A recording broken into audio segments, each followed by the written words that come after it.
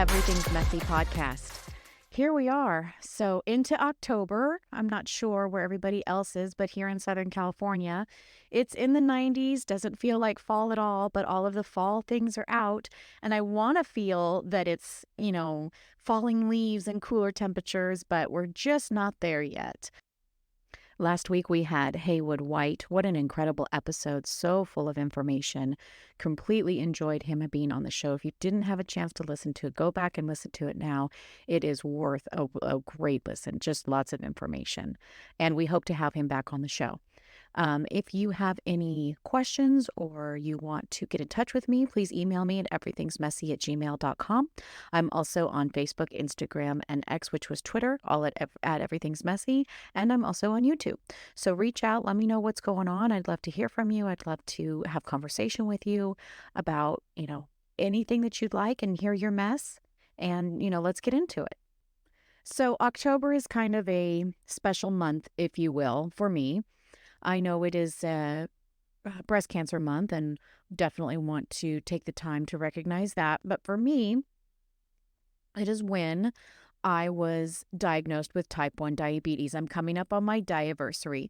So I just wanted to get into the messy story of how I was diagnosed, what transpired, and kind of talk a little bit about the feelings of being a teenager and going through that.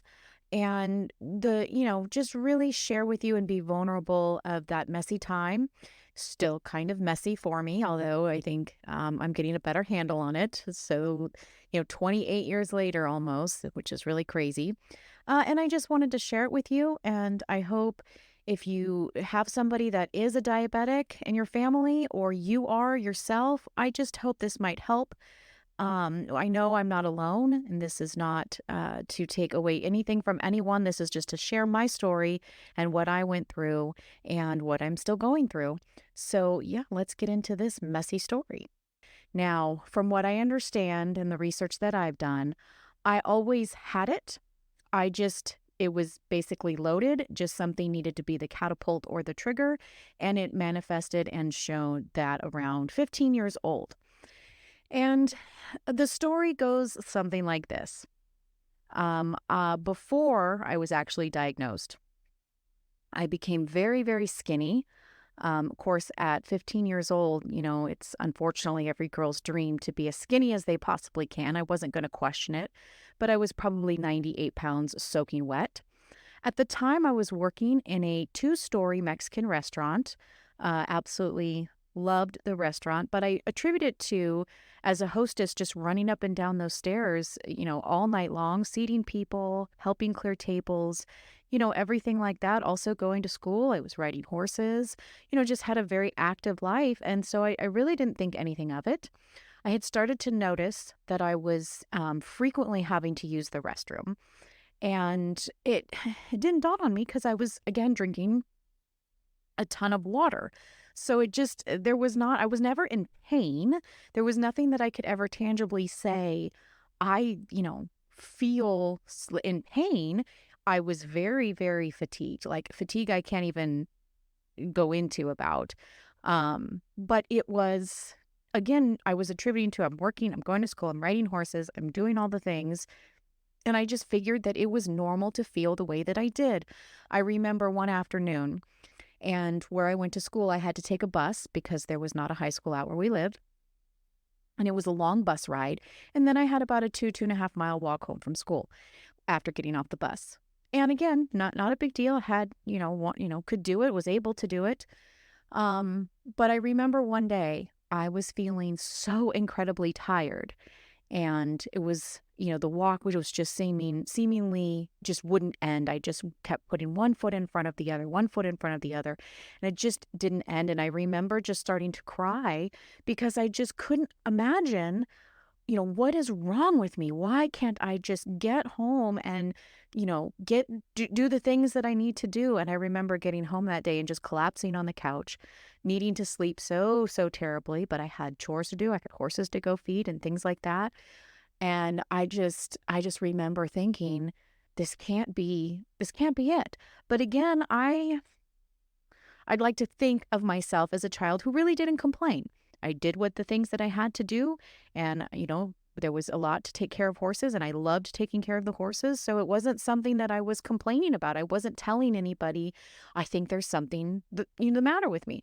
I remember after being diagnosed, I remember my dad telling me that my grandpa had made a comment of me being really skinny. But again, I wasn't in pain. Nobody was seeing me. There was nothing physical that they could be like, oh my gosh, you need to, something needs to be checked out about you. There was nothing to see. It was just all internal. And I didn't know there was something wrong. So I think because of that, with, God knowing all and divine intervention, he had to get somebody's attention, right? So one afternoon in October, I was letting one of our horses out into our big arena, and the Santa Anas had kicked up. And we had a lot of bobcats in our area, and they would frequently come down around. And the horse smelled something different. It was sort of an erratic horse to begin with, kind of hyper and wild. But something spooked it, whether it be the wind, whatever it was. I'm pretty sure it was something to do with, smelling a bobcat close or something like that. The horse whipped around and square planted his back feet and kicked me right on my right side in the back, launched me into the air. And I'm out here by myself. My parents were working, and this was not a weird occurrence. I was always out with my horses, whether people were home or not. This was not a weird occurrence. But so anyway, he whips around, kicks me. I get launched into the air, land. It knocks the wind out of me. I can't cry for help because I can't catch my breath. I'm completely shocked. My horse has now run down the driveway, way down, all the way down our dirt road. Luckily, a neighbor had seen the horse, running frantically down the road. They were able to secure the horse and bring it back. My sister at the time was up at the house, but again, the property that we lived in was very spaced out. Again, I couldn't scream or cry for help. It was just, it was just one of those things that happen. Again, fortunately, divine intervention, the pieces kind of all fell into place. The neighbor was able to call an ambulance, who was then able to get in touch with my parents, who then, I was able to get transported to the hospital. And at the time, as I'm laying back in the ambulance, I'm in pain because I have 2 cracked ribs, and the horse somehow bruised my kidney as well. Of course, not knowing that until we had the doctor check me out, but I'm just feeling all this pain. So we get into the emergency room, and of course they do all the vitals, and part of taking the vitals is checking your blood sugar. And I remember the nurse telling me there must be something wrong with the meter because my blood sugar wasn't registering on their meter. So she went to find another meter and come back. She checked it again, and it wasn't registering. And then it was told that my blood sugar was so incredibly high, it wouldn't register on the glucometer machine, which I think it goes up in the hospital, or at least at the time it went up to 400. So whatever it was over 400. So, all of this chaos is happening around me. They're talking at me, telling me all these things. I don't understand what's going on. I've not really ever heard the word diabetes. Nobody in my family has type 1 or even type 2 for that matter. So it was not something that I was educated in. And here they are asking me all these questions, and what do I eat, and what, all these things. And my head is spinning because I have, it hurts to talk. It hurts to breathe. It hurts to laugh. I can't, get just all spinning around me. And I remember them saying, well, we need to admit you because this is what you think, this is what, you have. And I remember thinking to myself, I don't. You're wrong. I don't know what you're talking about. And I mean, think back, parents, adults, think back to being 15 years old and something like this, anything. I'm sure everybody's gone through something. Just imagine in the moment, it's panic, it's disbelief, it's frustration, and it's, you're scared to death. I was scared to death. And I just remember thinking, I got to get out of here. I have to get out of here. Somehow I was able to convince my mom to AMA me out of the hospital. I wasn't going to stay. Fortunately, at the time, we had a family doctor who I could go to that, I felt a little more comfortable with. But I was not, it just was a bad dream, a nightmare. I needed to wake up. And I remember a few months later, I remember my mom saying, I need to go out and kiss that horse. Thank God for that horse, because if it hadn't been for the horse, I probably would have been found unconscious on a kitchen floor somewhere, and it probably would have been past the point of no return. And I kept at the time, I was so angry thinking, why are we thinking that the reason that this all happened was because of the horse? Growing up and looking back on it, God had placed that horse where it needed to be in order for me to be able to get the treatment and the help that I needed. But trust me, at the time, I did not. I did not feel that way about that horse. I wanted that horse to be put down or something. I just remember being very angry at the horse, and it wasn't the horse's fault. Again, my mom was right. It literally did save my life. It's just an odd way to look at it. And it's an odd way for something like that to transpire. But how else was it going to be known? Like I said, I wasn't complaining, wasn't talking about it. I didn't think there was anything wrong. And it just, it had become so big that definitely, thankfully, God took it into his hands to make sure that, it wasn't going to go on any further. So anyway, getting out of the hospital, and I remember driving home that night with them, and I remember just, I still couldn't catch my breath, but all of the thoughts going through my head. And it was really just very scary because I had no idea what was to come. So I think it was the next morning, or maybe that was a Friday and we didn't go till Monday. But at some point over the next couple of days, the family doctor worked at Cedars-Sinai in Santa Monica. So we made the big drive down there. And he was actually very good friends with a renowned endocrinologist at the time. And she, basically said, yes, you do. They had done the blood work, and you are a juvenile. At the time, they called it juvenile diabetes. I think some people still do refer to it as that, although it is coming out now that it really can manifest in some people even into their 20s. So juvenile diabetes is not really an accurate term anymore. It's definitely type 1, and it is basically your pancreas no longer works. You have a dead organ inside of you. It is an autoimmune disease, and you now have to basically operate as your pancreas to take care of yourself.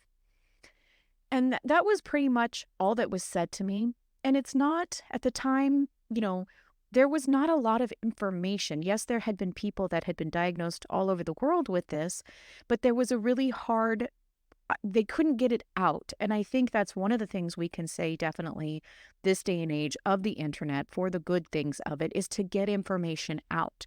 At the time, there was no information. There was no, if you wanted to go to support group, you would have to go to a major hospital. And even then, maybe there was one or two people in the support group. Nobody knew about them. Nobody was there. At least in my experience, it was a very lonely road, other than my family being very supportive. But my family wasn't told anything. They weren't giving any information. They didn't know what it looked like for me. They didn't know what it looked like for me growing older. So it was really scary to have this, unknown thing happening. And really, we only had what the American Diabetes Association had put out, which, as an adult now, and the things that I know, I don't agree with their exchange diet and the things that they say you can eat when you can't. I do think a lot of their information is geared toward type 2 diabetes, and that leaves a lot of stuff out of type 1. It is definitely a very different dynamic that you're dealing with. And yes, there are some similarities, but for the most part, they're two very, very different things. So having to accept this thing that people couldn't even tell me really what it was very hard for me. I will admit, and full disclosure, I was a very rebellious teenager. So anybody coming at me telling me I had to do this automatically meant I wasn't going to do it. And that sort of set me up for what I've talked about before, about having the heart attack and things like that, because for so long, I did not take it seriously. I did not really understand or commit why I needed to take it seriously. So there is a lot of emotion going on, And so after the initial shock and having this to become in my daily, things that I do, I remember at the time, there was no insulin pump at all. I was given 2 different types of insulin. I was given a long-acting insulin, which was Lantus, and I was given a short-acting insulin, which was Humalog. The idea being that you give Lantus and it's a slow releasing insulin over the 24-hour period, and then the short term insulin to be before the meals. Very much like the pump works now, except it had to be injections. So I think starting out, I couldn't give myself the injections. Luckily, my mom was a nurse. She was able to do it. She would, show me how in my arm. By the time I was able to take it over, I was doing injections into my thighs. For some reason, I couldn't get over having to do the injections in my stomach. So probably for 2 or 3 years, I was really doing my injections in my thighs, and I probably wasn't getting the full effect of it because it had a longer way to travel. But again, that was just me trying to figure out things, and no one was there saying, no, it really needs to be in the stomach. And again, even if they were saying that, I probably wasn't listening because there was no way I was jabbing a needle into my stomach. Again, I was 15. That was not something that I even wanted to deal with. So getting through that, and then we had a dietitian come who was supposed to tell us how to eat, what to eat. Now, and I'm pretty sure I've mentioned this before. Again, the education part is so important, and they did not have a lot of diabetes educators, I believe, at the time. But if they had, again, what you present to me, I really take in full effect of, especially at the time, how much BS you are just by what you're presenting me and how much I can actually trust what you're telling me. So as the dietitian came to our house, I want to say, as nice as I can, she was extremely overweight, like extremely overweight. And not judging her for that, what I was judging was the woman was telling me what I should and shouldn't be eating, as she is not the specimen of health that you would want somebody to be telling you what you need to be doing. And she's explaining to us, again, this exchange thing, a starch for this, exchange it for this. It was very complicated. It was very confusing. And again, even as my mom as a nurse, these were not the nutritional things, they were not known. Nobody knew. And if they did, it was very hard to get a hold of. I have spent a long time in my adult life having to deprogram myself of everything that I was taught because it's all wrong. It's not even close to what you should be eating. And I'm sure they have their reasons of how their advice comes about. But just for me, and again, I have said this before, I'm not a doctor. I'm not giving medical advice. I'm just telling you what worked for me and what didn't work for me. And I can tell you the standard diabetes diet did not work for me. It was absolutely garbage.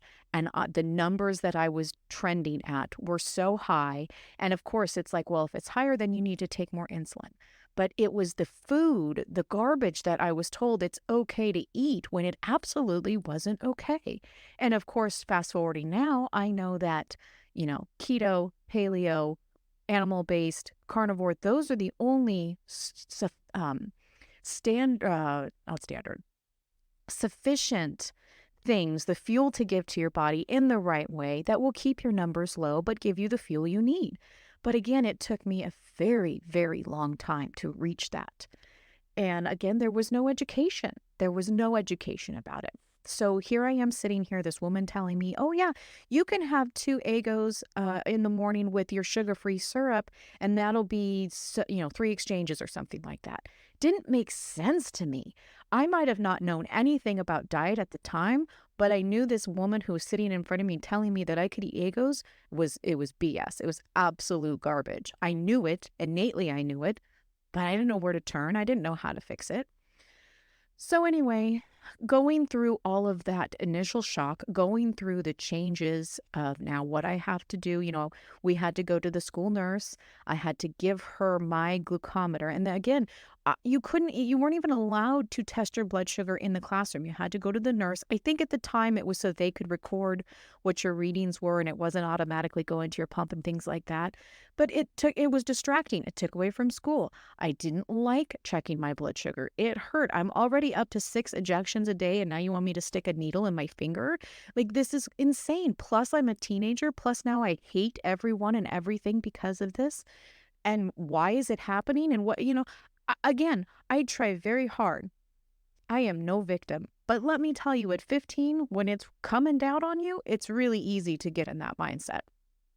And I pulled myself out for sure, but I think about the kids today and I want to be there to help them to not have to go through what I went through. And the parents, I want to reach out to the parents and have a conversation with them of what it might look like, what a bad day might look like. I think one of the things, and this is sort of a side note, but I think one of the things that does not get talked about enough is the actual mental stuff that comes with having an autoimmune disease and the depression and being different. And I think that's with anything, right? Any child who has to go through something that makes them different. That's really hard.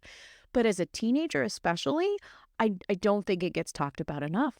And it was really hard. It was really hard to go through that. So again, back to having to go to the nurse. I the perk, I guess, was I was allowed to have food in the classroom just in case my sugar, got low and I needed to pick me up or something like that. But nobody was monitoring that. So I was drinking apple juice. I was eating candy. I was, it was free for all. No, nobody would tell me no. But nobody was monitoring that either. So it's kind of just this double-edged sword that I was having to deal with, that I was having to take in. I started to feel a little better. I started to gain a little bit of weight. Um, I just remember thinking, what is it going to do to my body? And it was specifically like the injection sites. And I did notice that I started to kind of get bruising on my thighs because I was basically injecting into the same spot. Again, because I didn't know you had to kind of move it around and up and down and, other things. And so when I started to see the bruises, I will say that's probably what catapulted me into start going in my stomach.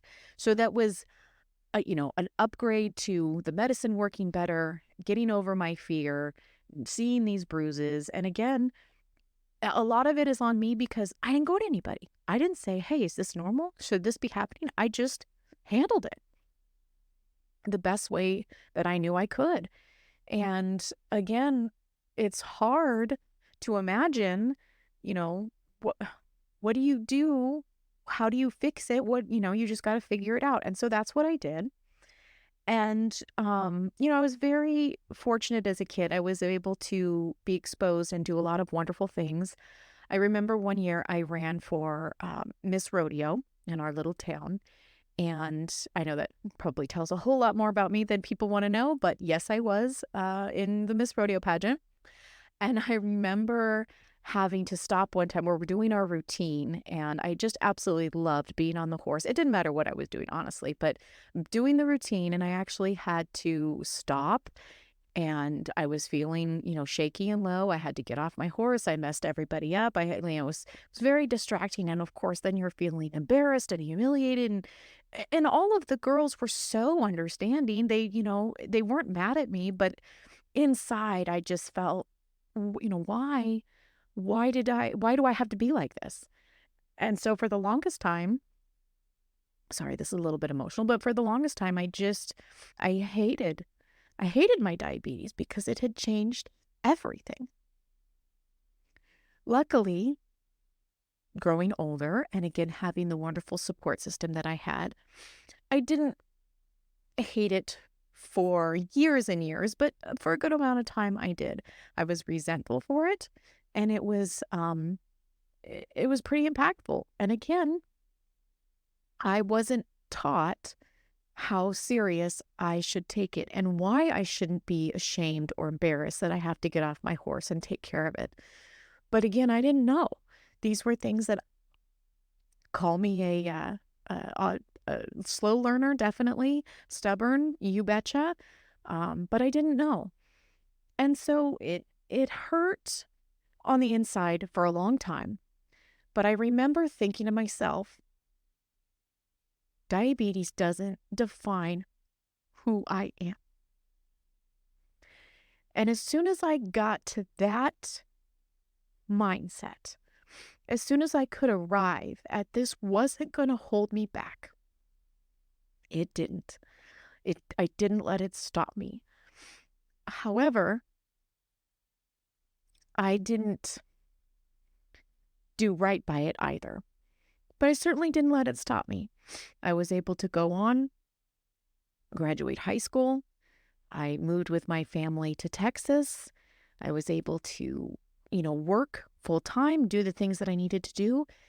And it just became this thing, okay, that it was there. But again, I wasn't putting the effort into it that I probably should have or needed. I remember meeting this emergency doctor when I was doing my EMT write outs. And he was a wonderful doctor. And I remember him actually taking the time when he found out that I was a type 1 diabetic working on an ambulance.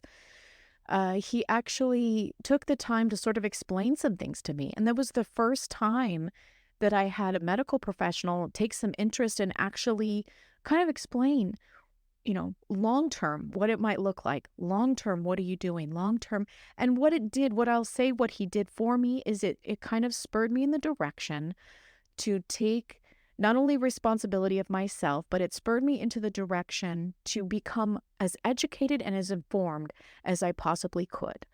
Because if I was going to rely on anyone to know the information, it had to be me. I knew I had to become my own medical advocate, because otherwise you sort of get lost in the system. You want to trust the doctors of what they're telling you. Now, fast forward almost 28 years later, there's very, very few medical professionals I trust. And a lot of times when they tell me something, I'm frantically looking for another, option or different advice, or are they really telling me the truth? Because I do think the medicine has become so standardized and become very one-sided, and it all comes down to, well, if you have this, that's a symptom, we have a pill for that symptom. And that was just, I knew innately in my gut that I did not want that. I knew there had to be something else. It is taking me, we're going on, like I said, 28 years to really become confident and really become, I don't want to say an expert, because no, I didn't go to medical school, but I will tell you I'm certainly an expert in myself. I can certainly tell you what effects food is going to have on me. I can tell you what effects medicine is going to have on me. I can tell you what effects the heat is going to have on me. I feel like it's been a long journey. It's been a long, hard thing to really come to acceptance with. It probably wasn't until I was able to get pregnant with my daughter that I really, really, really took it seriously. Because you have to understand, backing up a little bit, I was told basically what they had told the character in Steel Magnolias, which is based on a true story. I was pretty much told the same thing: shouldn't have children. So in my head, I had kind of convinced myself I'm just not going to have children. That's easy to do when you're 15. That's easy to do when you're 22. But as you get older, that, at least for me, that yearning, that want of children, that was hard to wrestle with, thinking that I could never have a child. Turned out not to be true. Turned out I was just considered a high-risk pregnancy, and I found the correct high-risk OB to deal with that. But at the time, these are years and years of being told these things, no education, nothing to fall back on. You trust what people are telling you, and you sort of design your life around that. And, I feel sort of gypped in some ways that the education wasn't there. I feel like now, you even have celebrities. I think one of the Jonas Brothers is a type 1 diabetic, and he's got a huge platform that he's able to talk and speak about, the things that you can do and help with the charities and things like that. To me, and I would, if I was in that position, I would love to help with those charities. But to me, it's more a platform of education, and the education shouldn't be hard to find. It should be out there and readily available. There should be stuff for parents. There should be stuff for children. There should be stuff for the children when they become parents. It should be a whole thing. And I am working on it. I'm trying to design something like that. I'm trying to get voices heard and other stories told. I want to, I'd really like to put together things to help these families to do that. Because again, I feel like while this disease may be specific, the mindset of what a parent may go through when finding out devastating news about their children is that it's the same path. It's the same feelings. It's the same things you're going through. And there needs to be talks about that. There needs to be things to where you could go to and resources to have. And so I'm working on all of that. And I hope that I can get that out into the universe and it will help people.